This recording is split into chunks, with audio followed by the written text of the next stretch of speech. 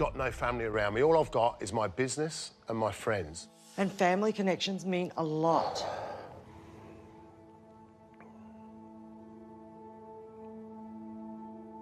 Can you talk to me now? Yeah, I'm just a little bit emotional, that's all.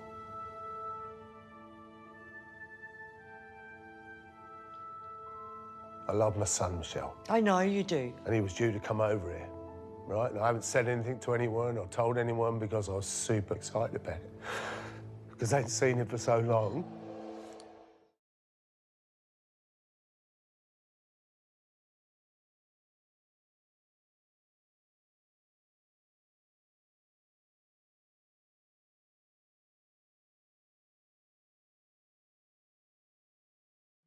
Yeah. From when I was born till I was around 4, and then when he left my mother, he had contact with me a few times, and then that was it. And then he disappeared. What do you mean he left? Where did he leave? Did he leave marriage or the? He left the marriage and our family home. Right. What were the circumstances behind that? I don't know. I don't know what. No. Oh, actually, my mum said to me yesterday that he left because he wanted the single life. Right. Okay. But he had a son, and obviously he kept in contact. He, as far as I know, he kept in contact for a little while and had contact with me on his own a couple of times, but that was it. Right.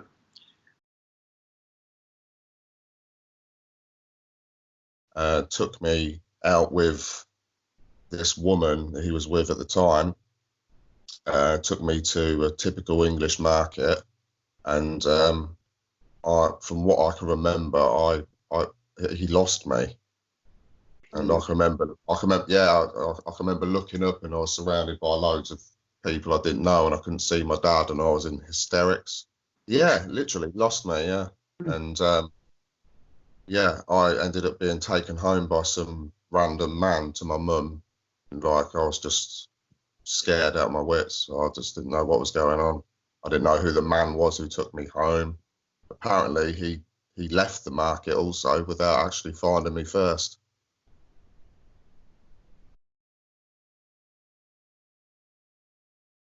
I've never had anything from him. No Christmas cards, no birthday presents, nothing. He never even paid any child maintenance to help towards pay for me, to help my mum, my grandparents, nothing. All those years growing up, nothing? Nothing. Did you ever sort of wonder why? Did you ever ask yourself why that he might be like? All the time as a child, especially as a child, because obviously as time goes by and you slowly just, you grow up, you forget about it. But as a child, it's always playing on my mind when it come to my birthdays or Christmas. I would always think about my dad. Where is he? What's he doing? Why is he not with me? Especially in the younger years. Yeah. From the younger years, I actually hated on him. I just hated him because he wasn't around. My mum was obviously working to try and support me on her own, and I was living with my grandparents at the time. And Steve, my dad, he bumped into my auntie in Peterborough city centre and asked for my grandparents' phone number. He called me, and I went from hating him to excitement. I was just so excited. My dad's contacted me. He wants to be in my life. And how old were you? How old were you? How old were you at the time? I think I was around 5, 6, around that sort of age. And he said he was on the phone to me. He said he's going to pick me up, take me for a pub lunch at the Dog and Doublet in Whittlesea. And I was that excited. I sat by my nan and granddad's window for hours, just looking out that window, waiting for his car to pull up. And it never did pull up. And that was the last I heard from him. I never spoke to him until he came over to the UK about 9 years ago, 10 years ago, something like that. Yeah. And then I was just even more angry at him. I hated him. Mm.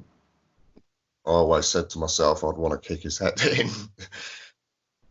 Yeah. Yeah. Yeah, definitely. Yeah. I'd always wonder where he is, what he was doing. Why doesn't he bother with me? Mm. It was hard. How'd that make you feel? Just inadequate at times and angry. I was a bit of an angry teenager. right. So that manifested in sort of a rebellious sort of outlook. Definitely, I was a bit naughty at school. Yeah. Things like that, you know. And when you look back on that now, you think that's a direct result of not having that. Oh, I had a lot of anger in me around them years because obviously I was seeing children going to football matches with their dad. But I had Steve's brother, my uncle. He took me to Anfield, took me to see Liverpool play, done the things that his brother should have been doing.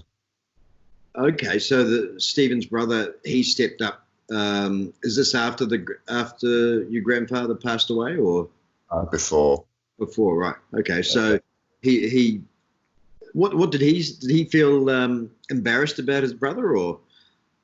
I don't know. We've not got a really really close relationship because everyone sort of disappeared within time. But you know, we do still keep in contact. But his brothers still just don't get it because he don't bother with him either.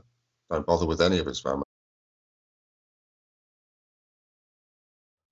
And then I was out in Peterborough City Town clubbing with a couple of my friends, and this girl came and tapped me on the shoulder and asked me, "Are you Tony Burley?" And I was like, "Yes." And she was like, I know your dad, and he wants to see you." And I just didn't know how to feel. I actually had to sit down at the time. My friends couldn't, trying to calm me down a bit. I didn't know what was going on. I was just, I was out drinking, dancing. And then this girl comes up to me and says, "Your dad wants to see you." And then lo and behold, he got in contact with me. She got my number. He got in contact with me, and he came over. So how old were you then, from memory? Well, I know that it was around the time he had recovered from testicular cancer because I believe that is the only reason that he came over to see me, to warn me about his testicular. This would have been early 20s probably, yeah? Your early 20s, yeah. All the anger that I had just disappeared, and I was thinking that this is where I finally have my dad, and he's finally going to make an effort. So you're there. And he said that's how it was going to be. He wants a relationship with me. You're that 6-year-old boy again. Yeah, that's exactly how I felt. Yeah, I was just excited again. Yeah. Go for the pub lunch. Yeah, exactly. Very forgiving. Yeah, well, he took me out. He took me and my friend out. He met his niece. She came out. He took us to a VIP booth in this club. Paid for all the drinks and everything like that. And then out of nowhere, he just said, "Tony, I'm going now." And put his hand in his pocket, took out whatever cash he had, gave me, I think it was like £100 UK money. And then that was it. He went, and that was it. I thought he was going to build a relationship from there, seeing as he'd come over. But I later found out that he went to Las Vegas before coming to see me. I was thinking maybe that I could probably come to Australia to see him and things like that, and he'd sort that sort of stuff out. But contact just fizzled out. What's he doing crying on TV about missing his son?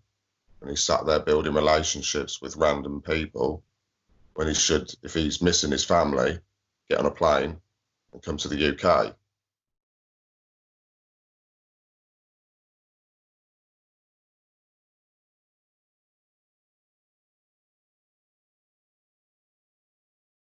That's why you can see why I was so pissed off. Yeah.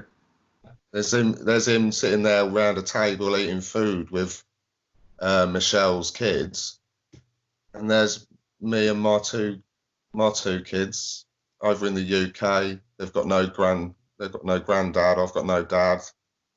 And he's sitting there playing Happy Families with some random people that he doesn't know. Do you think there'll ever come a time where you'll be able to repair this relationship, or there's way too much water under the bridge now? No, that's it. I'm done. The last message I sent him on WhatsApp, like, excuse my French, but the last thing was just told him to fuck off. I want nothing more to do with you. You're a horrible human being. I said, I don't want you in my kids' lives, to come in their lives every 29 years. It's just, no, I'm not having my kids having abandonment issues. 30 years of resentment in that message. I'd never spoke out to him about how I feel in anger before. I don't know if they'd say anything like that. Yeah, because I was kind of hoping that there would always be a relationship, but after seeing him on TV building relationships with other people and not his family, that's just, nah. And then after seeing him crying about me, nah, it was just too much. What's he doing crying about me, and crying about missing his family when he's just blocked us all on his social media and didn't even tell any of us he was getting married, but saying to other articles and newspapers that we couldn't make it. We didn't know. No, none of us knew. None of the Burleys knew. I'm more of a man than you'll ever be, and you're going to die a lonely old man. That's it.